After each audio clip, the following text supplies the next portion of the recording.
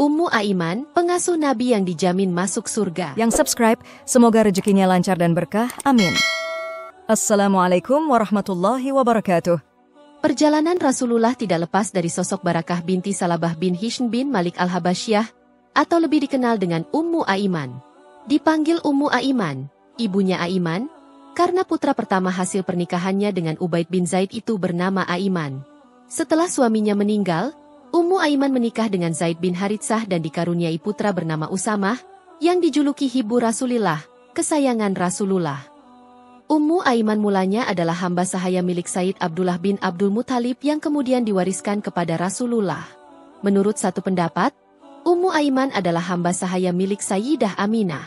Pendapat lain juga menyebutkan bahwa beliau adalah hamba sahaya milik Abdullah yang diwariskan kepada Aminah, kemudian diwariskan lagi kepada Rasulullah.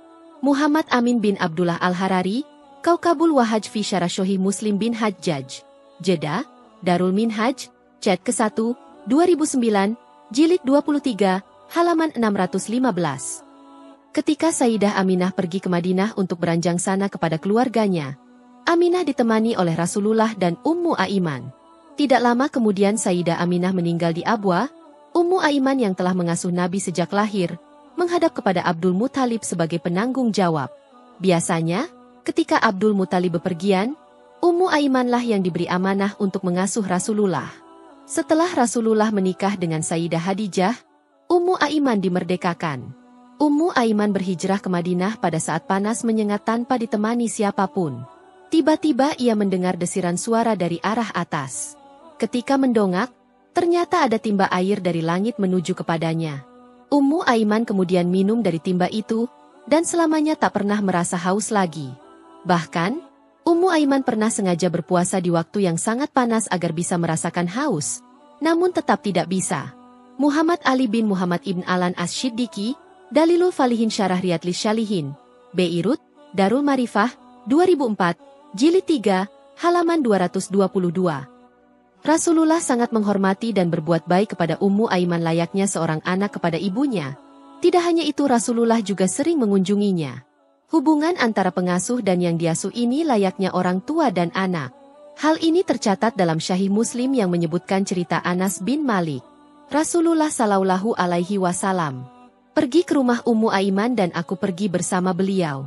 Kemudian Ummu Aiman memberikan wadah berisi air minum kepada Rasulullah. Anas berkata, "Aku tidak tahu apakah Ummu Aiman memberikannya bertepatan dengan Rasulullah sedang berpuasa atau memang Rasulullah tidak ingin minum." Lalu Ummu Aiman bersuara meninggi dan mengomel kepada beliau. Biasanya, setinggi apapun pangkat anak, bagi seorang ibu akan menganggapnya seolah masih anak kecil yang perlu diperhatikan.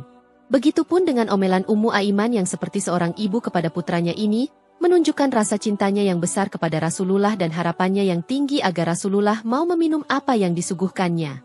Sebaliknya, Rasulullah pun sangat tawadhu dan menghormati Ummu Aiman layaknya pada seorang ibu. Dalam hadits lain disebutkan bahwa Rasul bersabda, "Ummu Aiman adalah ibuku setelah wafatnya ibuku." Hadits riwayat Ibnu Asakir dan Ibn Atsir. Ketika suami pertama Ummu Aiman meninggal, Rasulullah bersabda dalam hadits mursal riwayat Ibn Esade dari Sufyan bin Uqbah, "Siapapun yang gembira menikah dengan perempuan penduduk surga, maka menikahlah dengan Ummu Aiman, Barakah." Akhirnya Ummu Aiman menikah dengan Zaid bin Haritsah yang pernah menjadi putra angkat Rasulullah. Kehidupan Rasulullah dan Ummu Aiman terkadang juga diselingi gurauan. Dalam hadits riwayat Ibnu Abi Dunya diceritakan bahwa Ummu Aiman datang kepada Rasulullah, lalu terjadi dialog. Ummu Aiman berkata, "Sesungguhnya suami saya mengundang Anda." Rasulullah pun menjawab, "Siapa dia? Apakah orang yang di matanya ada putih-putihnya?" Ummu Aiman menjawab, "Demi Allah, di matanya tidak ada putih-putihnya." Rasul berkata lagi, "Iya, sungguh di matanya ada putih-putihnya." Ummu Aiman menimpali, "Tidak ada, demi Allah." Kemudian Rasulullah bersabda, "Tidak ada seorang pun kecuali di matanya ada putih-putihnya." Tidak hanya itu, Ummu Aiman juga berkali-kali ikut serta di medan pertempuran bersama Rasulullah. Ia membantu merawat para pasukan yang terluka. Suaminya, Zaid bin Haritsah, adalah panglima perang yang gugur saat perang Mu'tah. Putra pertamanya, yakni Aiman, juga merupakan pejuang yang gugur saat Perang Hunain. Ia juga merupakan hadam Rasulullah yang membawa alat bersuci beliau. Sedangkan putra kedua Ummu Aiman, Usamah, adalah orang terdekat Rasulullah yang diangkat menjadi panglima perang saat usia sekitar 20 tahun dan merupakan panglima perang terakhir yang ditunjuk langsung oleh Rasulullah. Ummu Aiman masih hidup lama setelah Rasulullah wafat. Ia wafat pada awal kekhalifahan Sayyidina Utsman, sebagaimana keterangan Imam Al-Waqidi yang dinukil oleh Ibn Katsir. Dalam keterangan Ibn Atsir, ia wafat 5 bulan setelah Nabi wafat, seperti disebutkan dalam Dalilul Falihin. Sepeninggal Rasulullah, Abu Bakar dan Umar mengunjungi Ummu Aiman, meneruskan sunnah Rasulullah yang sering mengunjunginya, sebagaimana disebutkan dalam Syahih Muslim, dari Anas bin Malik. Ismail bin Umar bin Katsir, Al-Bidayah wa Nihayah, Beirut, Darul Fikr, 1985, Jilid 5, halaman 326. Demikianlah, Ummu Aiman mungkin satu-satunya sahabat yang menemani Rasulullah sejak kecil hingga wafat. Ia juga ikut hijrah ke Habasyah dan Madinah serta mengikuti beberapa perang bersama Rasul.